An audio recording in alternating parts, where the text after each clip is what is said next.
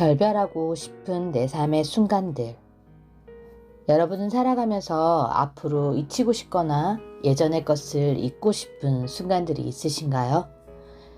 우리 삶에는 때때로 스스로와 결별하고 싶은 순간들이 종종 찾아오죠.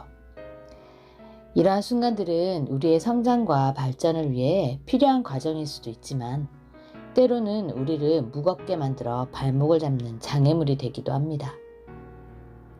오늘은 그런 순간들로부터 어떻게 벗어날 것인지에 대해 이야기를 해보려고 해요.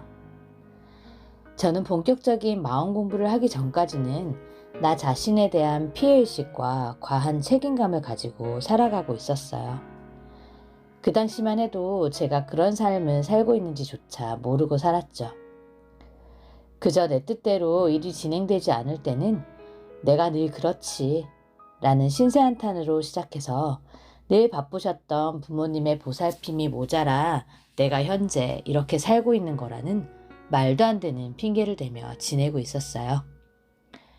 마음 공부 과정 중 나에게로부터 한 발짝 떨어져 나를 바라보는 경험을 해보고서야 제 자신이 이렇게 어리석은 행동을 하고 있었는지를 깨닫게 되었답니다.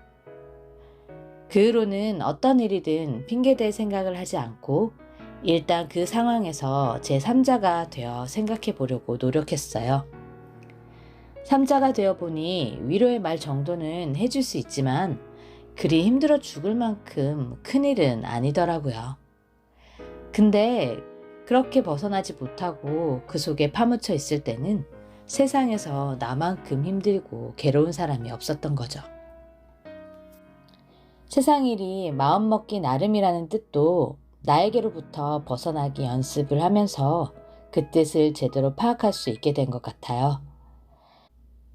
같은 상황임에도 불구하고 나의 생각이 어디를 바라보느냐에 따라서 전혀 다른 결과가 나타나니까 말이죠. 내 속마음이 편할 수 있는 방향으로 나의 생각을 데려다 놓을 수 있다면 괴롭다고 느껴졌던 상황들도 점차 내 인생에서 사라지게 되지 않을까요? 그럼 어떤 순간들이 결별하고 싶은 순간들일까요? 첫째, 일어나지 않은 미래에 대한 불확실성으로 인해 불안해하는 순간입니다. 이런 상황은 우리를 한없이 지치게 합니다. 현재도 확실하다고 장담할 수 없는데 먼 미래의 걱정까지 미리 당겨서 할 필요가 있을까요? 그냥 현재에 충실하면 됩니다. 미래의 과거가 되는 오늘이 탄탄해야 미래도 탄탄해지는 법이니까 말이죠. 둘째, 필요하지 않은 것에 끝없는 욕심을 내게 되는 순간입니다. 끝없는 욕심을 내게 되면 우리가 정말 필요로 하는 것이 무엇인지 잊게 되어 결국 불필요한 스트레스를 안겨주게 됩니다. 욕심은 남과 비교를 하게 되면서 더 많이 생기게 되는 것 같아요. 내가 가지고 있는 것이 상대에 비해 한없이 부족하다는 생각이 드는 순간 욕심이 생기게 되는 거죠. 내가 현재 가지고 있는 것들을 소중히 여기게 되면 그런 비교도 차츰 사라지게 됩니다. 셋째, 나이가 들어가면서 점점 변해가는 자신을 바라보게 되는 순간입니다.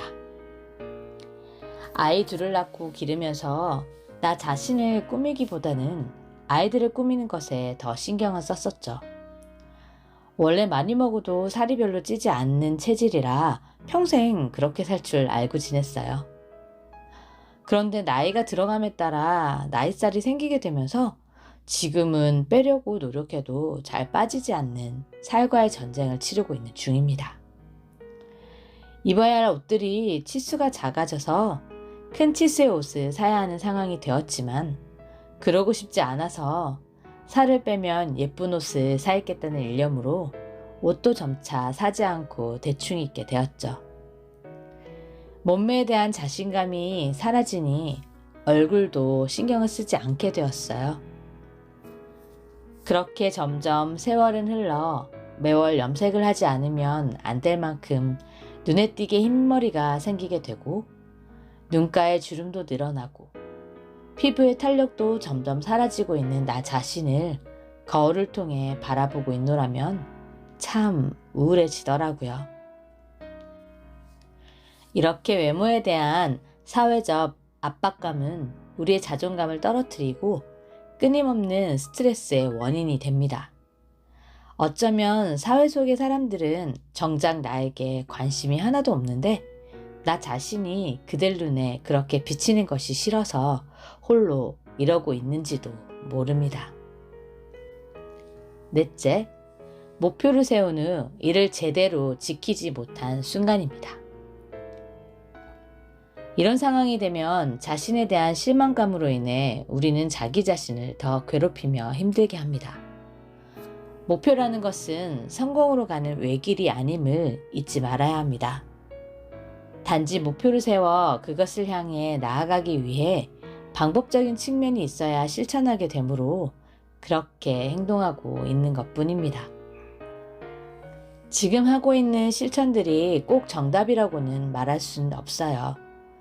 그러니 살다가 내가 생각했던 방향대로 흘러가지 않는다고 해서 실망감에 사로잡혀 우울해하지 말고 방향을 살짝 달리해서 진행하면 됩니다. 처음에 계획도 내가 정한 것이니 변경하는 계획도 그냥 내가 정하면 되는 거죠. 물론 새롭게 적응해야 하는 점은 힘들겠지만 아무것도 하지 않은 채 홀로 괴로워하는 것보다는 1000번만번 낫지 않을까요?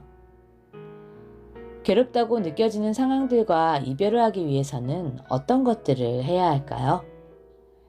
자기에 대한 인식부터 바로 하는 것이 중요해요.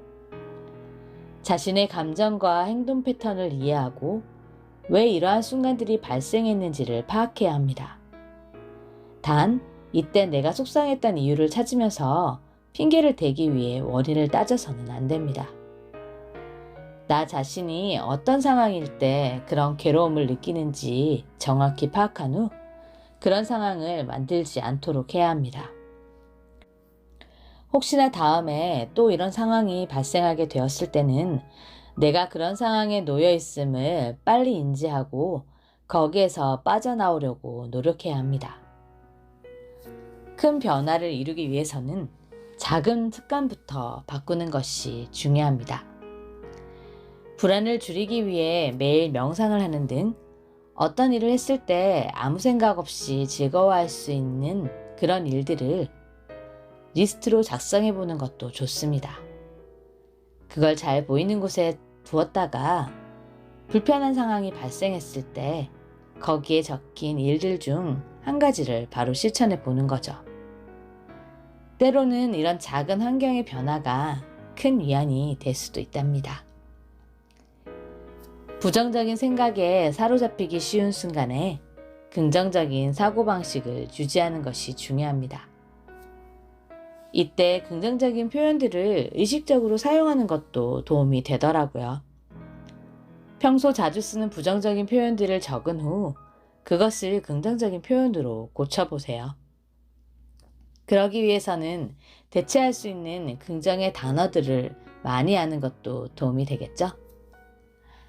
삶의 어려운 순간과 결별하는 것은 쉽지 않은 일이지만 그런 상황일수록 자신을 이해하고 작은 변화부터 시도해 보려고 노력하는 것이 아주 중요합니다.